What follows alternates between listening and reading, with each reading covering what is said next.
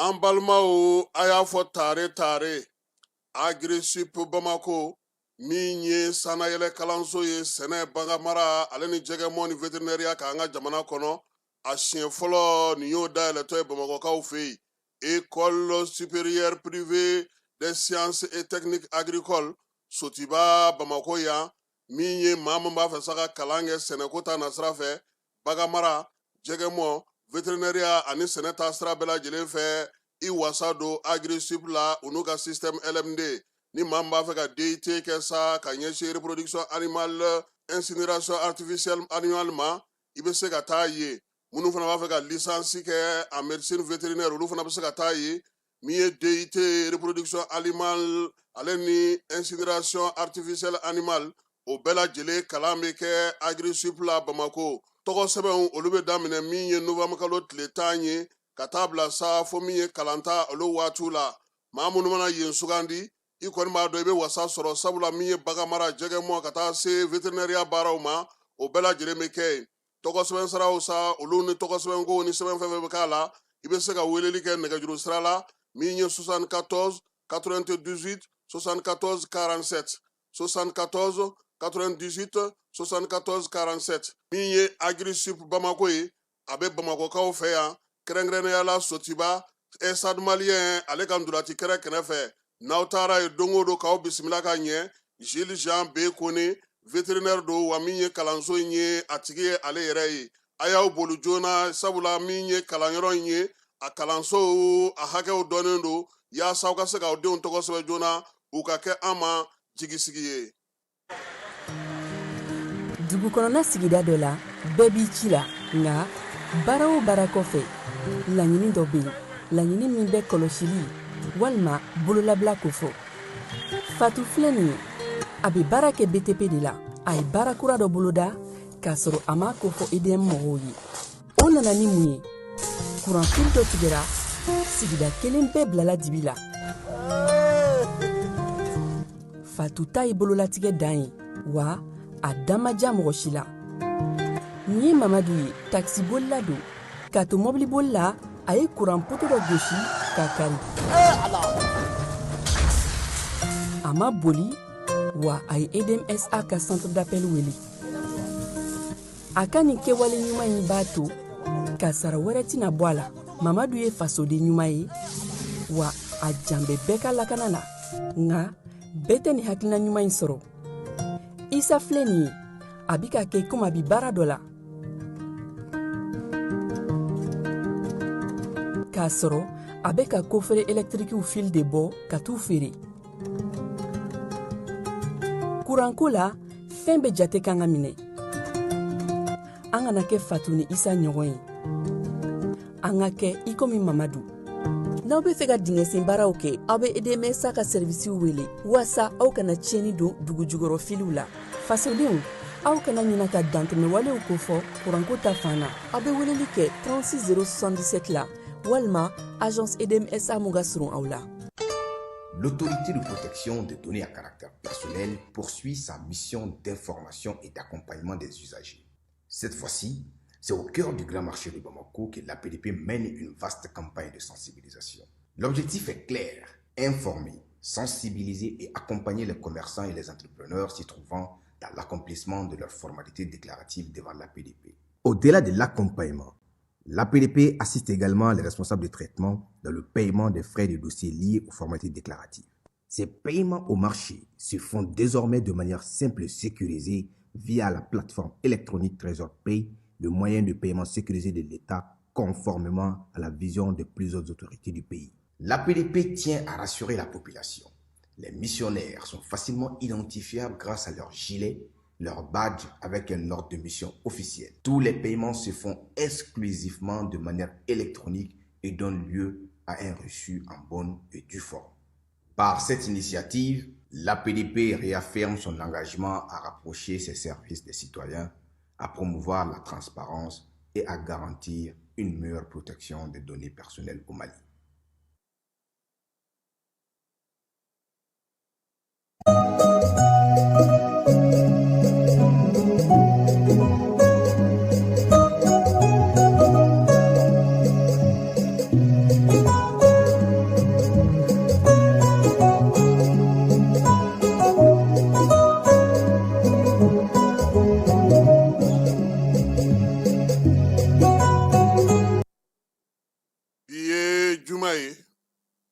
Février kalo tile 13 an filɛbaw ani an lamɛnbaw aw bɛɛ lajɛlen aw ni ɲanguma ka foli ta k'a ɲɛsi kɛrɛnkɛrɛnnenya la segukaw olu ma bi segu cɛ n'a muso tɛnkundugu n'a bolomadadugu k'a bɛɛ lajɛlen k'aw ni sɔgɔma bi sɔgɔmada in na kibaruya bɛna da aw ma Falaye Keyita ani ne yɛrɛ fɛ an ka kuma fanbaw Mali gouvernement ye falen don a ka gouvernement baarakɛlaw la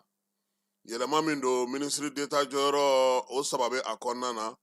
ministre kura 4 olu nana fanga kɔnɔna na baara ale hukumu kɔnɔna na tulogerew ni bobow ka kalanso bɛ ɲamakɔrɔkaw fɛ yen jamanakuntigi ye ɲɛda kura di o ma a yɛrɛ ka dɛmɛ wari hukumu kɔnɔna na baara min kɛra an n'an da don o la kalan k'o kɛ sifinw kunna yaasa u ka se ka kunnafoni di baaraw matarafa o kɛra Gawokaw fɛ yen an ni CNJ ka bolodiɲɔgɔnma hukumu kɔnɔna na bi sɔgɔmada in na Kulukoro CNJ ɲɛmaa n'o ye Ablaye Samasegu Gino ye an bɛna kuma di ale ma Kucalakaw fɛ yen bingalikɛla dɔw minɛna ale ni Kajolokaw fɛ yen an na ji da o fana sɛnɛ kan kɔkan kibaruw la Burkinakaw y'a yira sa ko ni fura minnu bɛ yen ni mɔgɔw mago bɛ s'o ma kosɛbɛ ko ka dɔ bɔ o sɔngɔ la ka kɛ ni marisi kalo ye an na o fana ɲɛfɔ nin ye an donkan ye bi sɔgɔmada in na k'aw bɛɛ lajɛlen fo k'aw bɛɛ lajɛlen waleɲuman dɔn juma timɛ ko ɲuman Ala k'a di an bɛɛ lajɛlen ma Ala k'an ka batokɛlaw bɛɛ lajɛlen minɛ.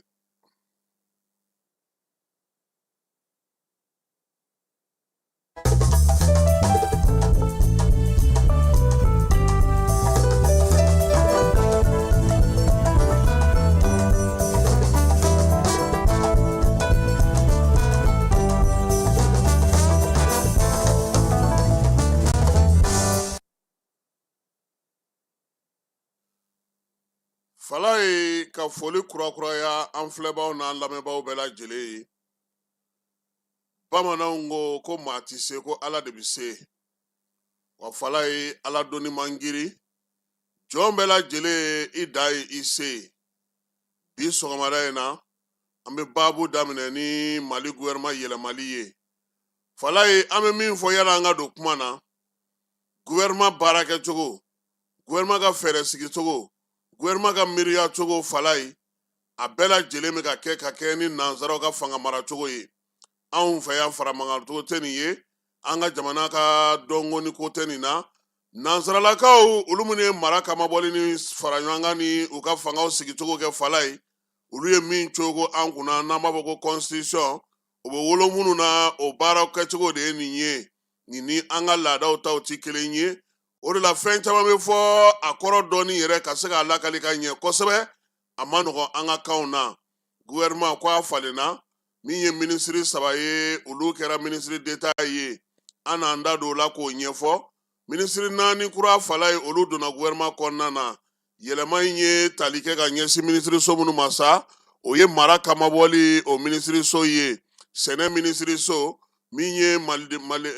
malikura ministre ka taa se ji ani kuran ministre ma Falaye kunungo alamisa nɛgɛ kanɲɛ 10 ale ni 3 o masuruna la Jabarani ka min ye président ka secrétaire général ye n'o ye présidence ye Jawara ale nana kana Bataki kalan Bataki in kɔnɔna na a ko ka kɛ ni jamana yɛrɛ sariyaw ye Falaye premier ministre ɲininkalen kɔfɛ ka hakilina sɔrɔ jamanakuntigi ani premier ministre u bɛnna mun kan o ye gouvernement ko k'a taabolo lajɛ ko ka falen don a la ministre so belebeleba 3 bɛ Falaye a fɔra olu ma ko ministre d'État général de corps d'armée Sadio Camara ale me wolomasiri tabaga ministre ko kuna ale be o la Aluseni Sanu ni ale an ka jamana musaka ministre ye ale fana b'o la Ismaël Wage général de corps d'armée ni ale bɛn ni kelenya ministre so ye b'ale bolo ale fana b'o o la Falaye yɛlɛma ninnu n'i y'a ta k'a jateminɛ i b'a ye k'a fɔ maa minnu nana n'o ye maa kuraw ye a caman kun dɔnnen tɛ an ka jamana kɔnɔ nka nin waati laban in na a bɛ dɔn k'a fɔ min ye jamanakuntigi nagakɔrɔmaw olu ka minisiriya o sira ka surun kosɛbɛ bi Falaye min ye Yaya Gologo ye ale min ye baara kɛ ka tɛmɛ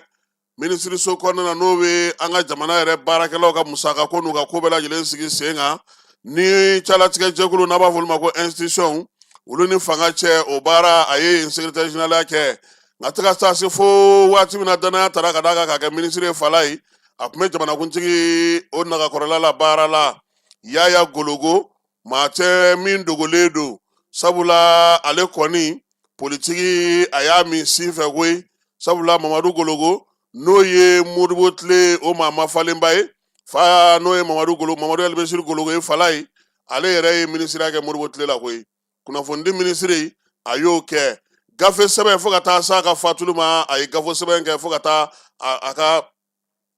taa sa a ka don laban ma min ye nin maa kofɔlen n'o ye Yaya Gologo ye baarakɛlaw sɛndikaw min ye an ka jamana yɛrɛ kɔnɔna maa minnu bɛ yen n'olu bɛ calatigɛ jɛkuluw kɔnɔna Falaye u bɛ Yaya dɔn kosɛbɛ Yaya on son grand frère nous hein wolowolo kɔrɔkɛ don journaliste n bɛ kangari da yɛrɛ nin ye wolowolo kɔrɔkɛ ye anw ye yɛrɛja maaw ye Falaye ni Yaya bɔra yen maa min taara sa ko ka na min ye sɛnɛ minisiri ko la o si bɛ san 56 la maa min don ale ye Dr Ibrahima Samake fo ka taa se a ka sigili ma fanga la n'o ye minisiriya ye kalanso min bɛ sɛnɛko kunna Katibugukaw fɛ Falaye n'a fɔ ma ko IPR IFRA o directeur ba tun y'a ye kalandenw yɛrɛ ko k'a ka kalan ka di kosɛbɛ Falaye faamuyali bɛ k'a la kan bɛɛ lajɛlen na min ye bamanankɛ ye a bɛ bamanankan mɛn cogo min Falaye ngilɛ a b'o wɔrɔti ten ka fara tubabukan kan wa min ye anw buranakaw ka kan ye kɔrɔbɔrɔ a b'o fana fɔ han ni ale bɔra yen maa min nana n'o fana kɛra minisiri kura ye nin waati in na o ye Cɛmɔgɔ Tarawele ye ji ni kuran minisiri Falaye ale kɔni an b'a fɔ a ma k'a bisimila a nana ka bɛn ni waati min ye o dogolen tɛ maa la jamana in kɔnɔ yan o ye Sunkaloba Jara énergie a kɛlen don sa i b'a fɔ sunkalo bɛna ni minisiri kura ye Falaye ala k'a ɲɛ k'a d'an ma min ye cɛmɔgɔ ye maa minnu b'a dɔn kosɛbɛ k'a dɔnkala kari olu b'a dɔn k'a fɔ k'a ye NSU flash kɛ han sanayɛlɛ kalanso filɛ danganda la ye a n'an ye kalan kɛ ɲɔgɔn fɛ Falaye bi bi in na baarakɛyɔrɔ min kalifara la a ko ma nɔgɔn dɛ gɛlɛya min bɛ yen an ka ji sanu m'an sɔrɔ gɛlɛya min bɛ yen kurantigɛ o min bɛ senna hali bi a ka lajɛ dɔ bɛ se ka bɔ o la cogo min a fana ka na n'a ka daliwa n'a ka fɛɛrɛw ye k'olu sigi sen kan Falaye minisiri min bɛ yen n'o bɛ mara kama bɔli kunna n'o kɛra minisiriso kura ye o bɛ ɲɛmaya dira maa min ma o ye général de brigade Isa Usman Kulubali ye bi bi in na an ka lasigidenya o bɛ ale bolo maa min don a dɔnnen don kosɛbɛ wolomasiri tabaw ka gun kan wa min ye baara yɛrɛ kɛli ye an ka minisiriso kɔnɔna na ye a bɛ yen fana dɔn kosɛbɛ maa kofɔlen a dogolen tɛ sɔrɔdasi gun kan sabula jɔyɔrɔ ani baara olu kɛcogo ɲɛna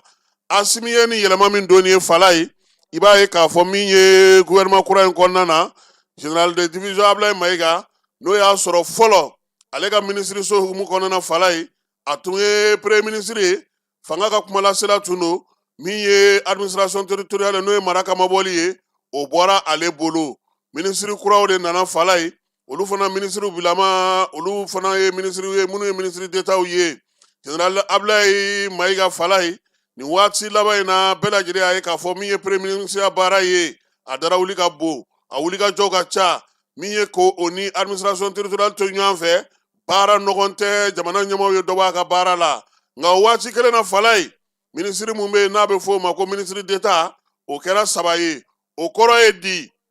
ministre d'État kɔrɔ ye di Falaye n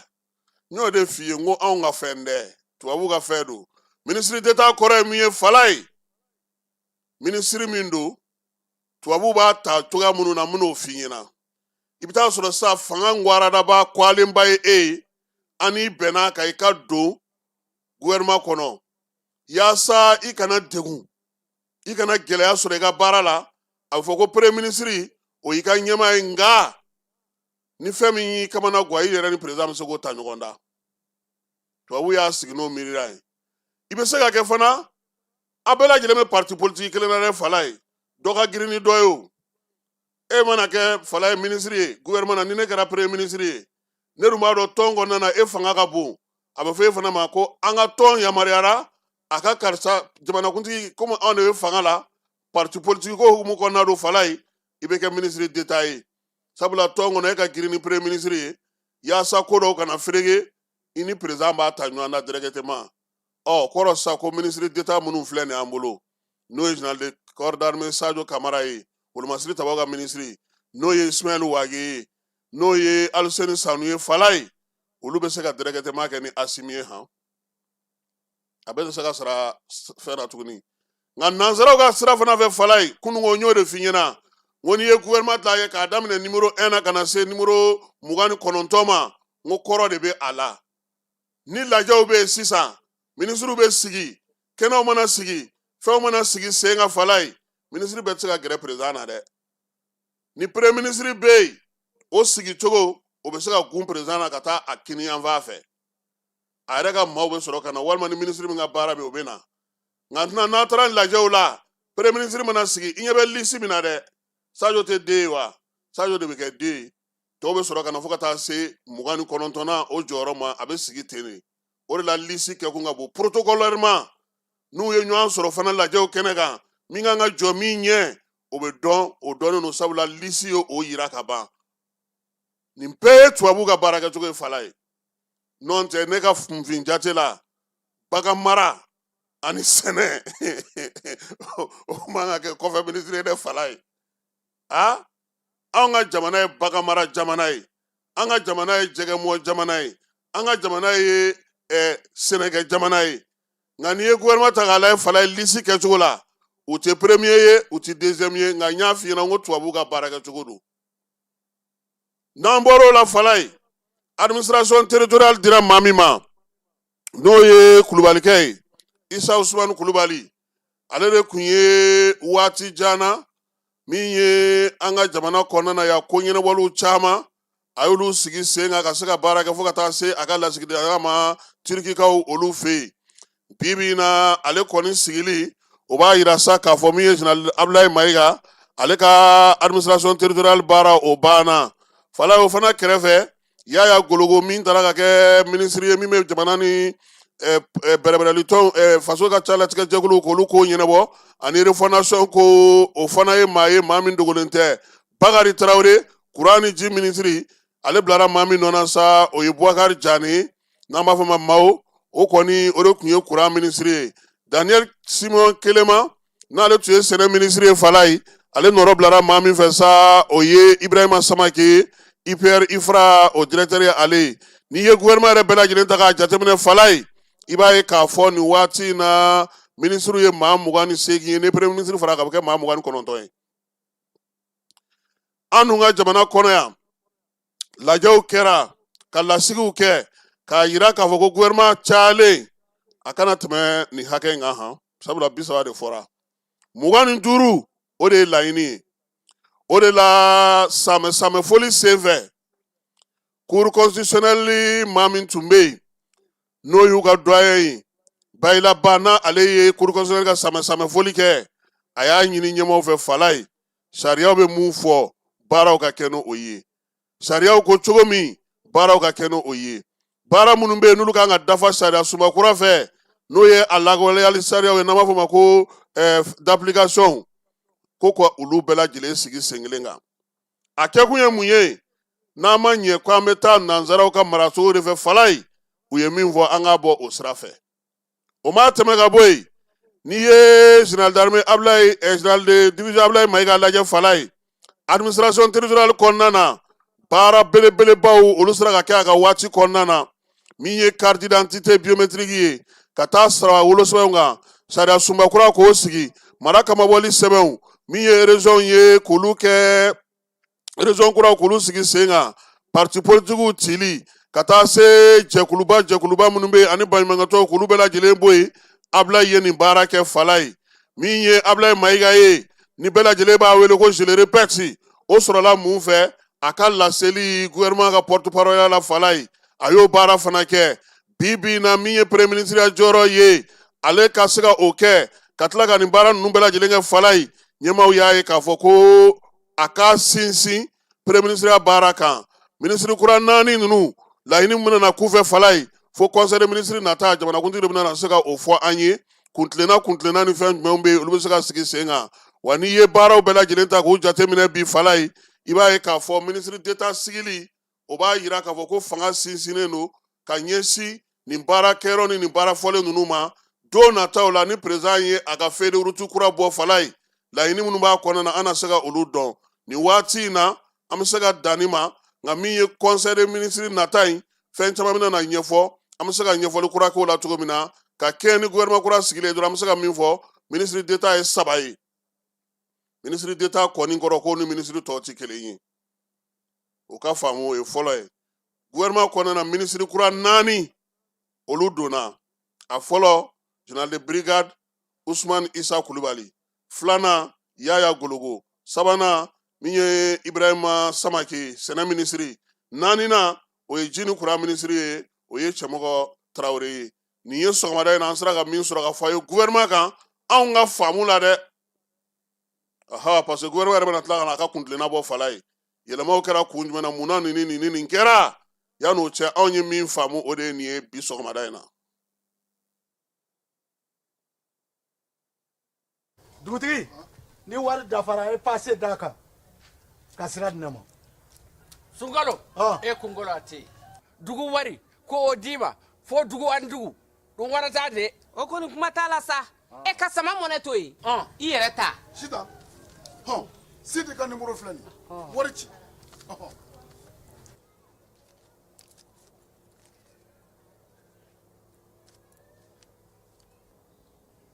wari sera.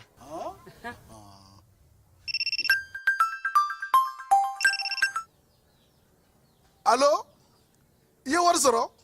o ɲɛna tiɲɛ yɛrɛ la ko ni sama bɛ maa min ɲɛ ko n komi t'i gosi. Ngonga. Sama mɔnɛ i yɛrɛ ta a sɔngɔ ka nɔgɔn ni Mali wari ci sira bɛɛ ye dépôt ye fu ye wari bɛ ci fu ni application ye wa bɔsara ye musaka fitinin ye sama mɔnɛ ji ni courant bɛ sara n'a ye crédit bɛ ta n'a ye sanni feere bɛ kɛ n'a ye sama mɔnɛ nin y'anw maliyɛnw ta ye a y'a si filɛ ka nkalon bɔ n da.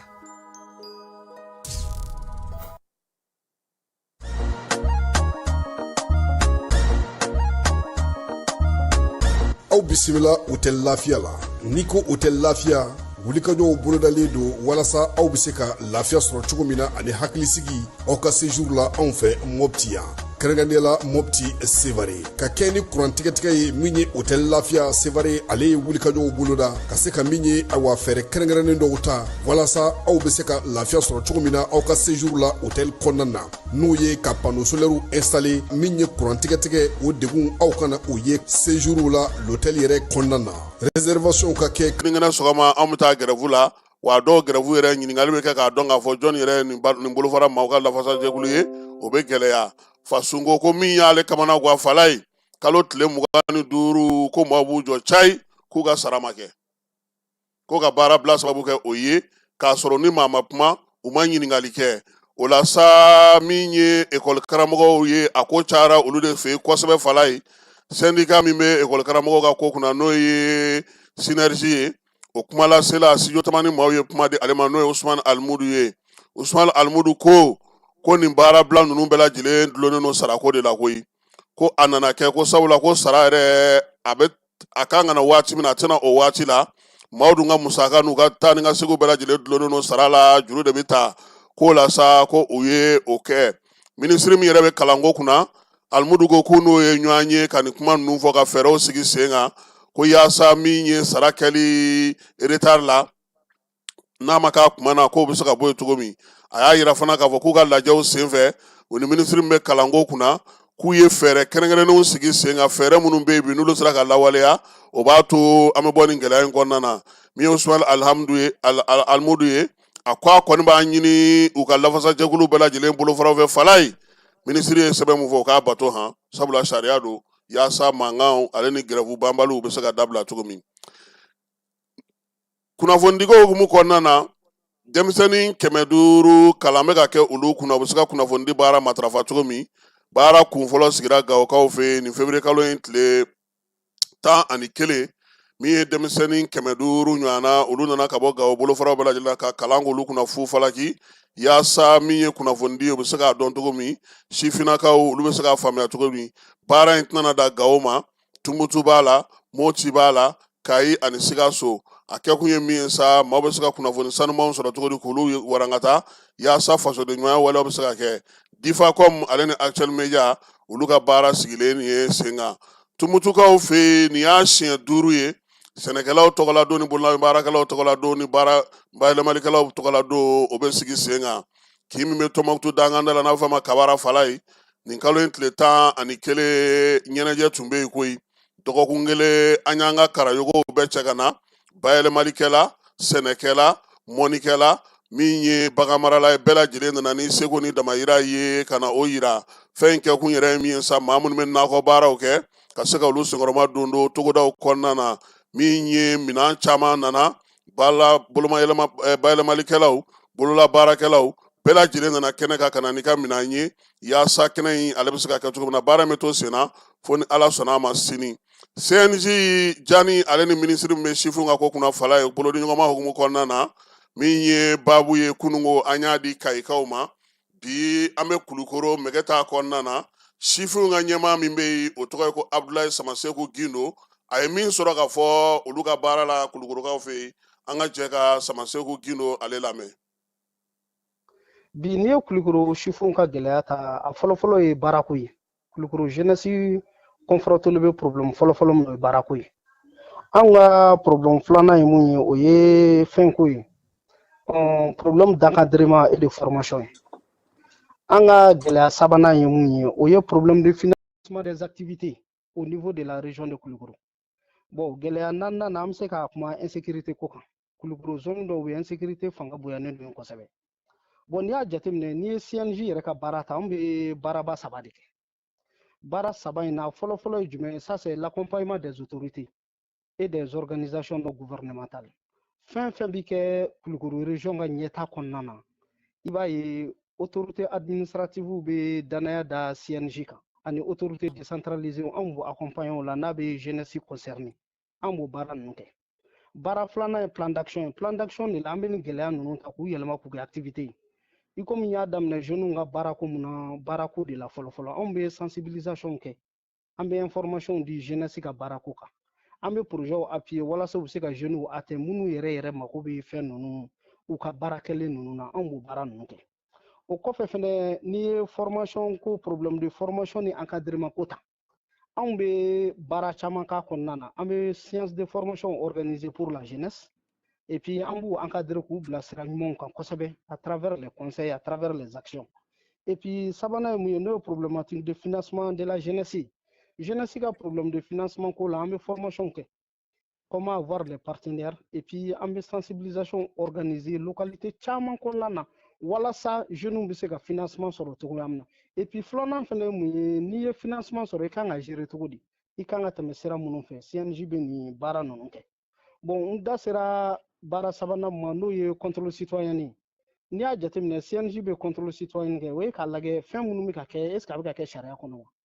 est ce que a fɔra ka kɛ cogo min na a bɛ ka kɛ ten wa anw bɛ nin baara ninnu de kɛ. Gindo an b'a dɔn k'a fɔ fasoden ɲumanya waleyaw kan ka y'aw ka taabolow la o misali jɔn dɔ bɛ yen bi aw sera ka mun kɛ aw ka marabolo kɔnɔna na wa. bon an y'o misaliw caman kɛ a kɛlen bɛ autorités bɛ drapeau yɛlɛ fɛn fɛn kɛ anw b'a bɛɛ participer et puis filanan fɛnɛ ye mun ye sariya labatoli o ye CNJ ka baara dɔ ye et puis ka sensibilisation kɛ sariya labatoli fɛnɛ kan o fɛnɛ y'anw ka baara dɔ ye parce que anw de kan ka sira yira jeunes tɔw la mɔgɔ tɛ se ka kɛ ɲɛmɔgɔ ye n'i tɛ exemple ɲuman ye anw bɛ formation organisée sur les règles en vigueur dans nos régions sariya jumɛn taara niveau national la ni o kan ka appliquer région na mɔgɔw kan région ka pari ye jumɛn ye an b'o faso jɔ baara ninnu kɛ anw bɛ participer action citoyenne caman na n'o ye assainissement ye n'o ye sira dilanw ye n da sera sensibilisation ni formation ma anw b'o baara ninnu kɛ projet Inspira dɔ fana b'an bolo jeunesse ka niveau la yan nɔ à travers certains partenaires n'o ye financement des activités génératrices de revenus ye anw bɛ jeunes appuyer o la kosɛbɛ walasa u bɛ se ka financement ninnu sɔrɔ walasa u bɛ se k'u yɛrɛ ta cogoya min na walasa ka se ka évoluer o projet d'embauche b'an bolo Kulukoro région kɔnɔ o projet agroalimentaire b'an bolo n'o ye transformation ye. Gino welekan jumɛn b'i bolo ka ɲɛsin Kulukoro sifinw ma wulika ni cɛsiri yaasa ka se ka yiriwali baaraw kɛ. Bon ne bɛ welewelekan min da ka di Kulukoro sifin bɛɛ lajɛlen ma fɔlɔ jumɛn o ye ka an bɛ jamana min kɔnɔ ka sariya bato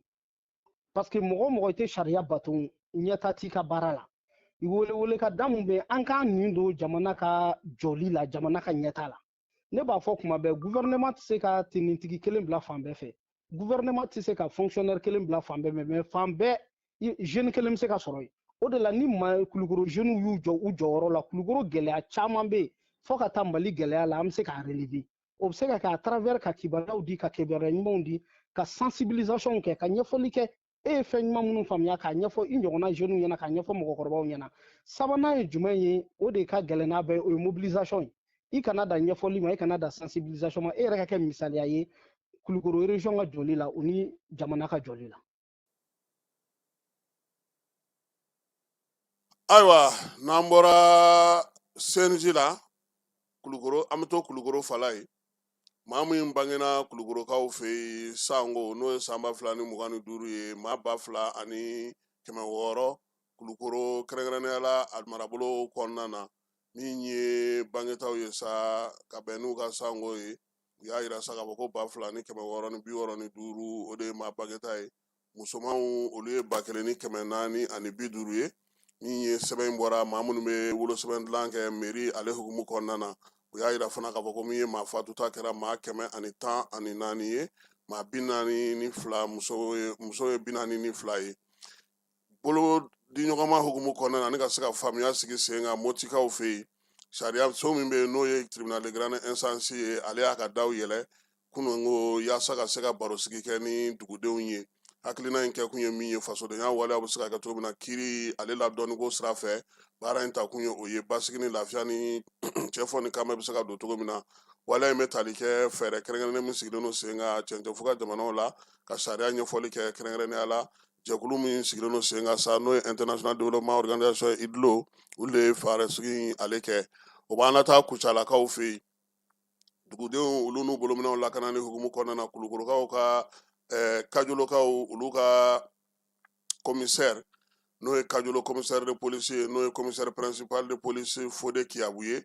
nin kalo in tile 7 Zegwakaw fɛ ale siganama kelen minɛ min bɛ bingali waleyaw kɛ damandaw la kɛrɛnkɛrɛnnenya Biyakaw ka damanda ani Furu ale kɔni ka bingaliw bɛ kɛ yen de brigade maaw olu de wulila sa u kɛlen ka kibaruya sɔrɔ maa kofɔlen n'o ye DT ye san 37 u y'a wele k'a ɲininka dalakaw na weleli senfɛ sa a nana ye k'a fɔ ko min ye DT in ye moto kelen o b'a bolo o bɔyɔrɔ dɔn dɛ sefa wari $1,000,000 o fana kun b'a kun a yirala sa k'a fɔ sɛgɛsɛgɛlikɛlaw ni ɲininikɛla minnu bɛ polisi kɔnɔna na n'o ye Kiyabu ka maaw ye olu ye fɛɛrɛ minnu sigi sen kan sa ka damanda in yɛrɛ la kɔlɔsi o la sa maa kofɔlen u ye ale kɔni bila sa ka taa kiiri tigilamaw fɛ yen n'o y'a sɔrɔ ani maa minnu bɛ jɛ ka nin baara in kɛ ani sɛgɛsɛgɛli tɔ bɛ se ka larawuli cogo min na tribunal ale kɔnɔna na nin baara in o b'a yira sa k'a fɔ wolomasiri tabaw kɛrɛnkɛrɛnnenya polisilakaw wulikajɔ ni cɛsiri Bamanci ale ni bingalikɛlaw ka se ka dan sigi u ka waleyaw la ka kɛ n'u ka directeur général n'o inspecteur général de police Yusu Kone ka laɲini ye ministre Dawudu ale ka yamaruya kɔnɔna na commissariat min yɛrɛ bɛ bi n'o o bɛ Kiyabu ale ka yamaruya kɔnɔna na Kajolokaw fɛ yen foli ni tanuni k'a y'o ta k'o ɲɛsin a ka baarakɛlaw ma nin baara kɛcogo ɲuman na ko ka dɔ fara basigi ni ɲɛɲinini kan sɔgɔbɛli ka se k'o bila sen kan dugudenw bɛ se ka lafiya cogo min wa a ɲininen dugudenw fɛ fana o kana na kiiri foyi tigɛ u yɛrɛ ye siganama n'u y'a ye u ka polisiw ladɔnniya Kiyabu n'a ka cɛ dɔw u na wuli ka jɔ kɛ k'u tɛgɛ da o ma kofɔlen olu kan sɛbɛn ale fa sirila direction min bɛ yan polisi national tɔgɔ la sa olu ka kunnafonidila n'o ye Kɔnpoli Berete ye k'a yɛrɛ fana fo halisa ni Kɔnpoli Berete bɛ to ɲɔgɔn fɛ basigi ni lafiya ɲini na Kucala kɔnɔna na Kucala polisiso commissaire n'o o ye Ater Ag Amidi ye ale ka maaw ye wulikajɔ kɛ wulikajɔ min wolola kobala nin kalo janvier kalo tile 19 ka na se février kalo tile 6 ma maa 6 bingalikɛlaw minnu bɛ bin maaw ka sirabaw ka u y'olu maa 6 de minɛ wulikajɔ in kɔni y'a to sa siganama 2 olu sera siganama minnu minɛna sa mobili kɔni 2 yer'u bolo ani pistolet automatique n'o ye nanzaralakaw ka dilan ni pistolet o tun b'u bolo ani a kisɛw cartouche 7 o fana tun b'u bolo maa 3 fɔlɔ minnu minɛna sa o ye ND ye ale san 19 ye IT fana ye san 19 ye SK o fana o ye san 33 ye olu minɛlen no kɔfɛ sa bingali la sa bingali mun kɛra janvier kalo tile 19 sinzanakaw olu fɛ yen n'o ye kin dɔ ye Kucala plateau la o y'a to sa sɛgɛsɛgɛliw ni wulikajɔw kɔni barika bonyana o de senfɛ polisilakaw y'a ye k'a fɔ maa minnu filɛ nin ye n'u bɛ ka bingali kɛ o kelen tɛ olu fana ka brigade ye dɔ fara sɛgɛsɛgɛli ni ɲinini kan février kalo tile 6 u ye maa 3 wɛrɛ minɛ tuguni maa minnu bɛ nin waleya cɛjugu in kɛ nka Falaye a ma nɔgɔya dɛ k'i min bɛ Kucala n'o ye sinzana ye k'u ye mugu ci dɛ polisiw ko k'u bɛ n'u minɛ o fana ko k'u bɛ légitime défense kɛ dɛ nka a labanna polisiw ta la sabula olu ka mugu ci k'a ban kuma min k'u ka pistolet fili ɲɛgɛn kɔnɔ polisiw y'olu lamini u lamininen maa bɛ ala anw senna tɛmɛbaaw u kun y'anw minɛ fɔlɔ nka Agmidi ale ko k'anw sen t'a la k'anw ka taa k'anw ma fɛn kɛ fɛn t'anw bolo anw ni fɛn tɛ maa minnu yɛrɛ bɛ ka ɲini Falaye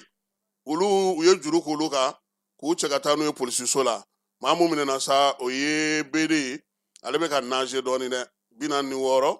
SD 26 AS san 34 ninnu de ye mugu ci polisiw la u nalen u nɔfɛ k'i min bɛ yen n'o ye sinzana plateau ye k'u b'u fasa ja Falaye polisiw bɛɛ lajɛlen minɛ ka taa n'u ye ka t'u bila ɲininkali o hukumu kɔnɔna na o de senfɛ u ko ko tiɲɛna ko Kucala kɔni bɔra gidɔrɔn foyi tɛ olu tɛ bingali kɛ min kan han i ye sira ta olu bɛ wuli i kɔ kɔsa in na janvier kalo in tile 30 janvier salen Kucala ni Sikaso sira ka Falaye dugunin dɔ bɛ ko kolotokaw fɛ u ye an bɛɛ lajɛlen da k'an mɔmɔ k'a bɔ an yɛrɛ kun ko Bamajuwale ni wale kabaw dɔ ja olu tɛ Kiyabu a n'a ka cɛdenw k'a fɔ min ye Agmidi n'a ka cɛdenw ye Falaye siganama ninnu minɛlen u ko tiɲɛ don k'olu de y'o waleya kɛ k'olu de ye maaw minɛ k'u don dibi la ka taa k'u bolominɛn bɛɛ lajɛlen minɛ ka taa n'a bɛɛ ye ni maa 6 u bɛɛ lajɛlen bilara kiiri sigilamaw ka bolo kan k'u ka t'u ɲɛfɔ sɛgɛsɛgɛli ni baaraw ka se ka kɛ Agmidi n'a ka cɛdenw ko k'u fo baara ale bɛ ka kɛ ni contrôleur général de police Youssou Kone n'ale ye police directeur o fana bɛ yamaruya min kɔnɔ na o ye Dawudo Olu Mohamedou ni monsieur le ministre ko ka baarakɛlaw bɛɛ lajɛlen fo Agmidi ko sa ko ka Ater Agmidi ko k'a ka polisi baarakɛla ni brigade maaw bɛɛ lajɛlen fo ani maa minnu b'u dɛmɛ nin baara ninnu na ka tila k'a ɲini dugudenw fɛ olu bɛ Kucala u ka basigi n'u ka lafiya de kama k'an yɛrɛ b'a fo k'a waleɲuman dɔn comme Paul Berthe polisi direction b'a la ka foli ta ka ɲɛsin a yɛrɛ ma bi bi in na an bɛ taa fa fɛ Falaye an bɛ sɔrɔ ka segin ka na babu ale tɔ kɔnɔna na.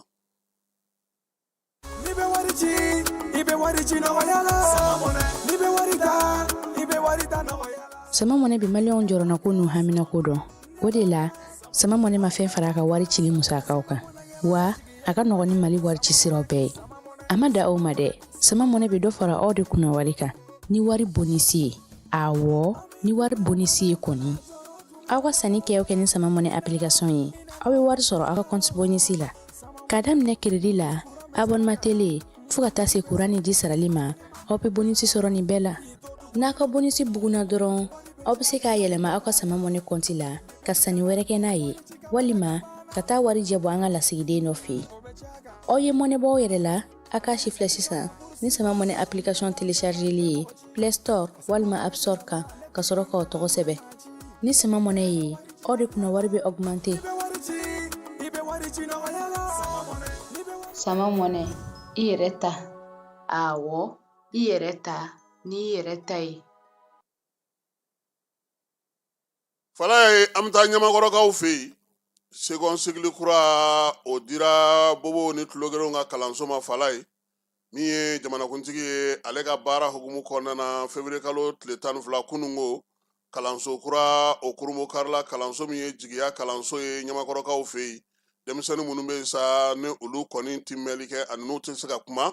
maa minnu bɛ o kɔnɔna na sa kapu min bɛ Sogonikɔ min ye baara in a kɛra ye ko ɲɛmaya tun bɛ maa min bolo o ye minisiri si sabanan ye jamanakuntigi ka maa kofɔlen bɛ yen n'o o ye Agibu Danbele n'an b'a fɔ a ma ko junior ale n'a nɔfɛmɔgɔw bɛɛ lajɛlen tun bɛ ka taa se Tunkara ma n'o ye DFM ye u bɛɛ lajɛlen nana jamanakuntigi tɔgɔla Fala ye baara in min filɛ nin ye a daminɛna utu kalo ale tile 19 san 2025 a kabakuru fɔlɔ dara jamanakuntigi ka yamaruya kɔnɔna na sa u y'a yira sa k'a fɔ denmisɛnnin minnu bɛ yen n'u ye kalan in kɛ Fala ye olu tun bɛ da kilasi 6nan de ma baara tɛ se ka kɛ tuguni seconde sigili tɛ fo ni maa min ni se b'i somaw ye u bɛ ba tigɛ n'i ye kalo 6 baara daminɛlen kɔfɛ kalanso in banna pewu kilasi 3 o farala ka Fala ye min ye ɲɛgɛn ye o b'a la directeur ka yɔrɔ b'a la yɔrɔ kura in fana b'a to denmisɛnnin 200 ɲɔgɔn ko olu bɛ se ka kalan kɛ lafiya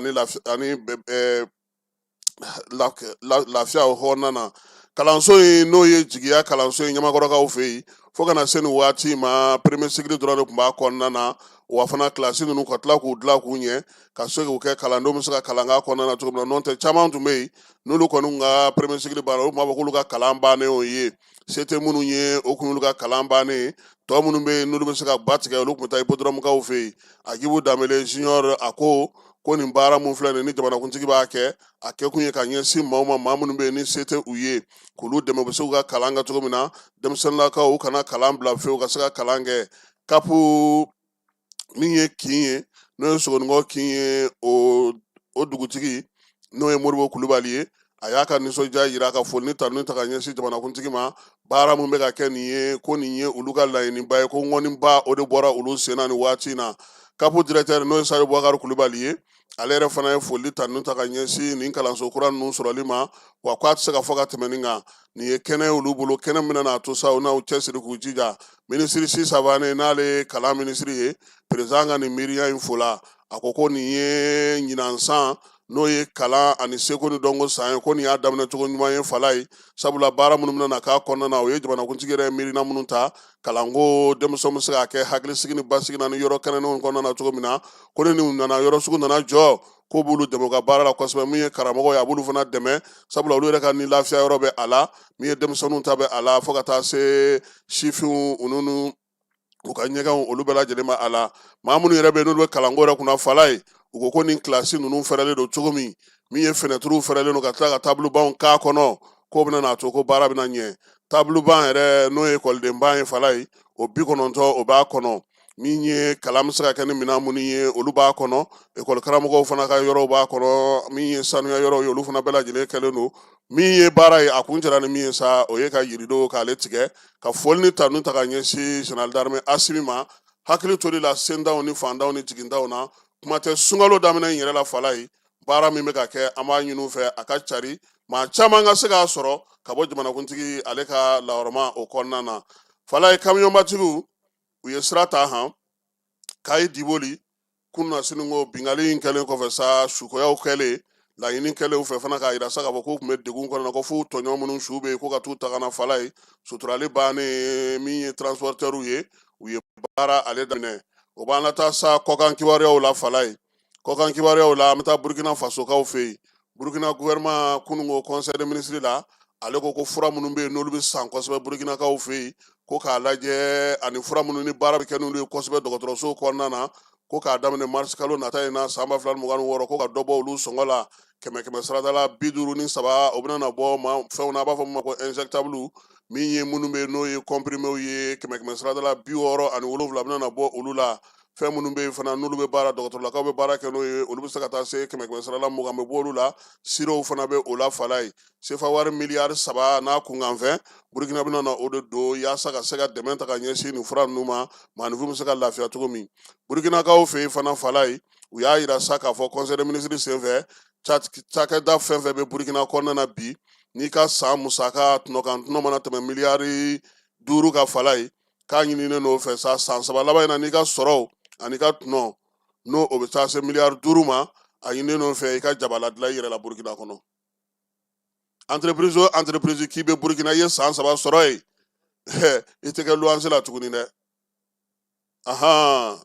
i bɛ so de jɔ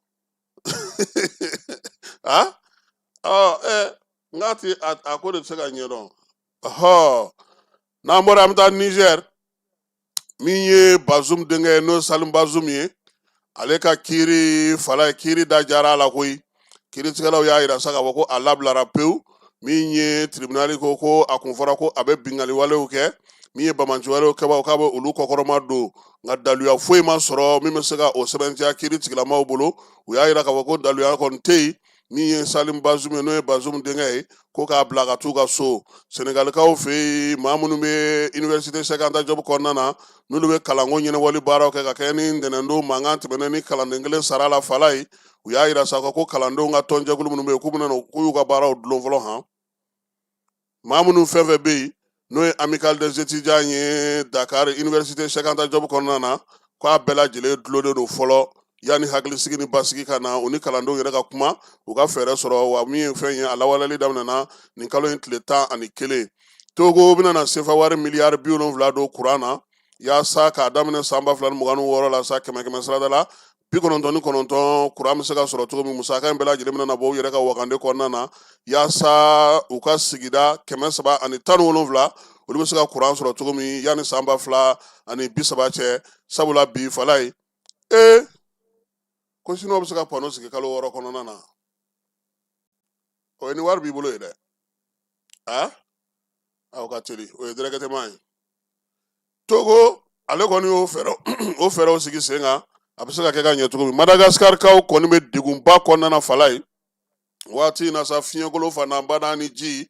sanji min tɛ jɔ fiyewu o kɔni bɛ ka bin Madagascar ka to a bɛ ka bin a ka ten a yɛrɛ sa k'a fɔ maa 20 o de fatura min ye maa 3,200 olu kɔni kɛra sondaw ye foyi t'olu bolo ka yɔrɔ bɛɛ lajɛlen karila welewelemada de kɔni bɛ ka kɛ sa diɲɛ seleke naani fɛ yaasa Madagascar kaw bɛ se ka dɛmɛ cogo min na Tiriki fanga sinamatɔ ni fanga debitew fala ye olu bolo tun bɛna na se ɲɔgɔn ma kunnasini ko min ye minisiri min n'o taara k'a fɔ k'o kɛ sariya minisiri ye Erdogan fɛ fanga ŋwara dabaw ko petu k'o tɛ kɛ dileki bɔra ɲɔgɔn kan ma assemblée kɔnɔna na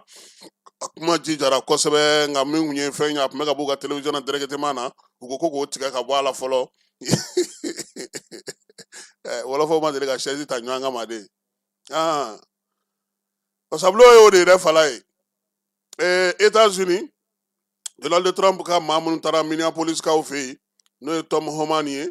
ko a y'a yira sa k'a fɔ polisiw tun bɛ wulikajɔ belebeleba min na o dugu in kɔnɔna ye k'o bɛna na jɔ fɔlɔ sabula a yɛrɛ k'a fɔ ko dugu in na maa 2 kɔni kun fatura n'o ye Amerikɛnkaw ye o kun y'a to futinɛ bɛ dugu in kɔnɔna na n'o ye Minneapolis ye nin waati in na sa ko kɔni taara sira min fɛ u y'a yira sa ko ka polisiw senbɔ ko in na fɔlɔ dugu bɛ se ka lakana cogo min na ka basigi ka cogo min na maaw kɛlen don k'u yɛrɛ minɛ o baara bɛ se ka to sen na cogo min na nin bɛ dan sigi sɔgɔmada in na kibaruya la kibaruya min dira ma Falaye Keyita ne yɛrɛ fɛ ka dugawu kɛ sa juma ala k'a timiko ɲuman da ni silamɛ bɛɛ lajɛlen ma sori Kɛmɛso an b'a fɔ k'a waleɲuman dɔn min ye Jaba Sidibe n'a bɛ Salilakaw ka sigi la k'a fana fɔ k'a waleɲuman dɔn Bayiba k'ale fana fɔ mairie du district kɔnɔna na monsieur le maire Siriman Bacili don o don sɔgɔma lamɛnliko ɲuman na k'a fana fɔ k'a waleɲuman dɔn